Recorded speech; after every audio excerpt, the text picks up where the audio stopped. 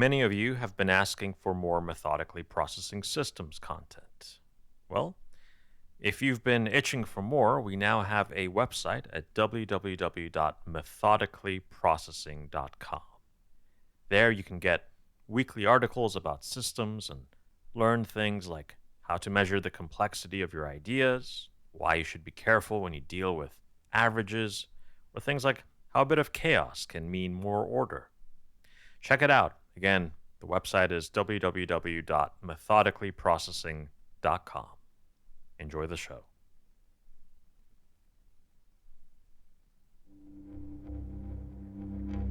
Welcome to Methodically Processing Systems.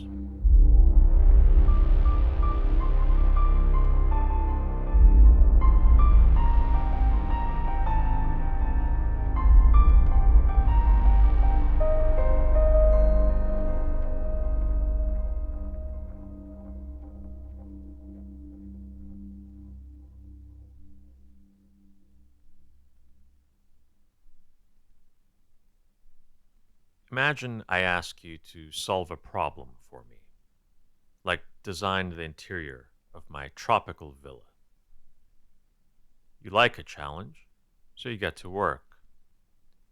You learn about my needs and wants for the villa. You put together a mood board. You pull up pictures of other tropical villas and their designs. You consult with other designers about what you're thinking. You come by the villa, you get a feel for the spaces, take measurements. You sketch out your ideas. You order some furniture, decorations that you think I'll like.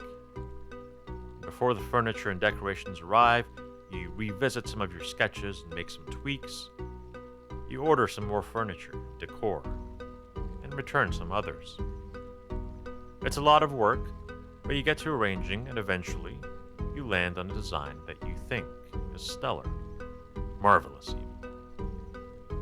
You make micro adjustments here and there. Again, it's a lot of work, but when it's all done, you take a look and you just know that it's going to impress me. The design you've come up with is really going to put all the other villas in the area to shame. You set everything up, and then it's time for me to come and take a look. So I come by the villa, I open the door, I take a look around, and my face drops. And your face drops. It's hideous. I hate it. If you live on this planet, you've run into situations like this all the time. Someone has a problem that needs to be solved. They ask you to help them solve it. You put in a lot of thought and effort and solve the problem. Then you offer up your solution, and they say, nope. You may have put in hundreds of hours of work, and they dismiss it in just 3 seconds. If you deal with customers, this is your daily life.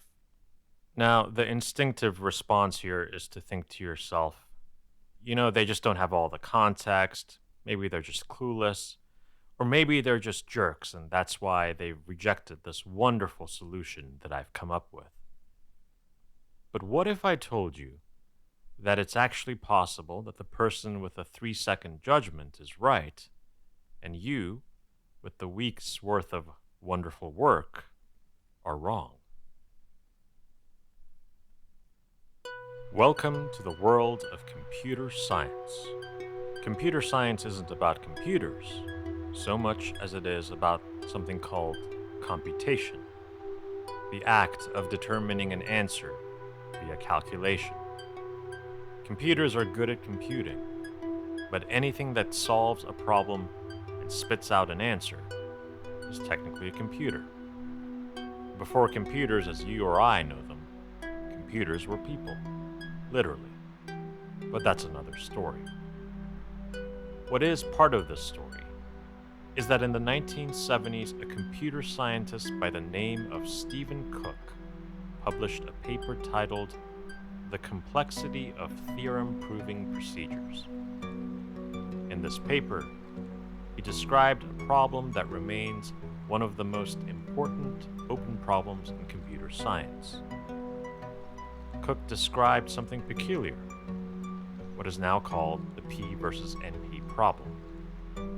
It's a deep and rich problem, but it can be simplified for our purposes.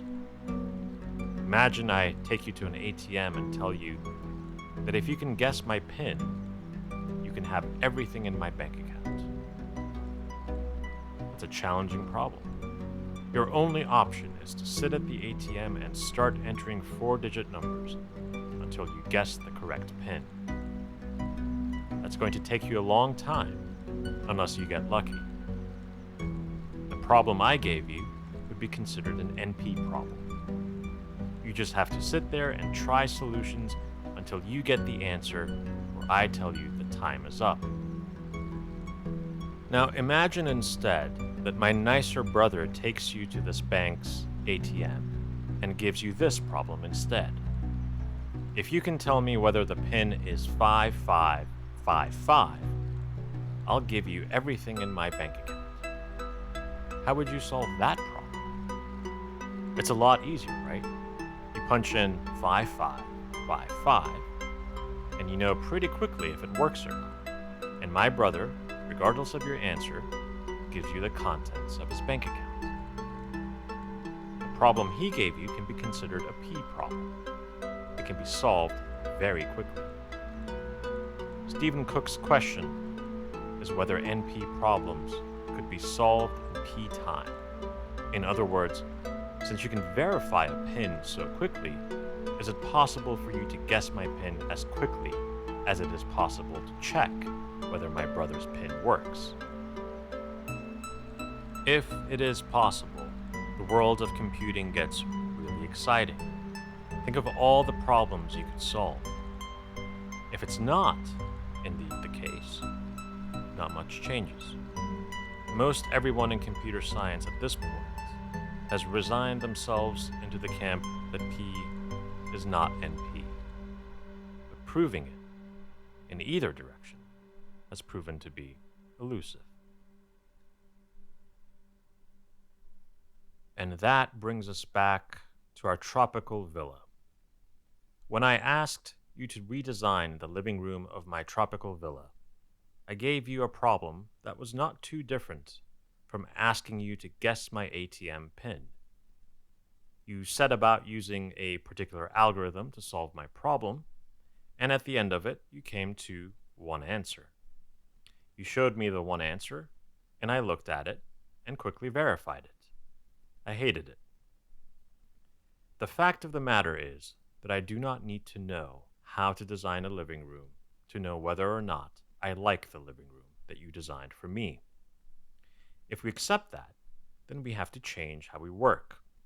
You can't go off and come up with one costly solution to my living room design problem.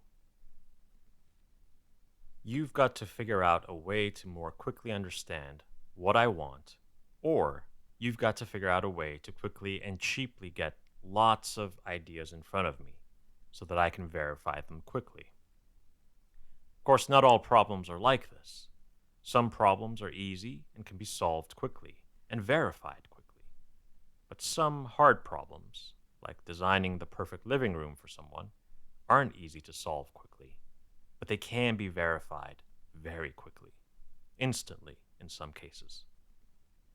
This can be a very challenging mindset, especially in design, where the fundamental definition of the discipline is at odds with what that discipline tends to be most of the time. Design as a term is a word that oozes purpose, planning, and intent. That works with easy design problems, but really, most of the time, design is a brute force search for solutions to some really hard problems. Solving the hard problems requires tinkering.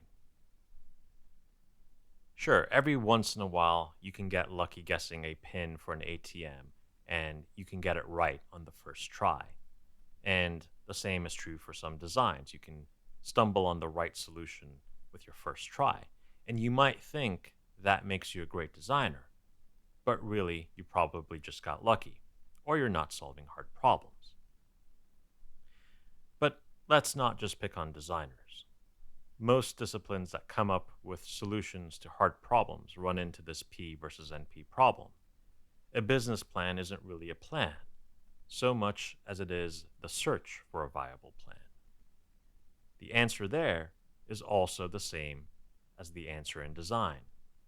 You need to figure out a way to speed up generating and verifying your solutions.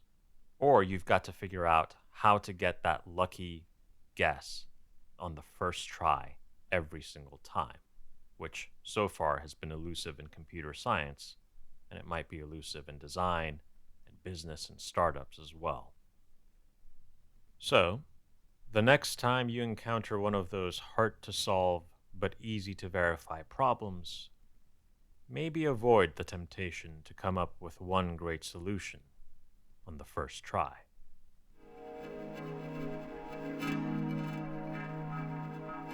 Remember, if you want more methodically processing content, check out www.methodicallyprocessing.com, where you'll get weekly articles about systems and learn things like why it might be a bad idea to change your tools.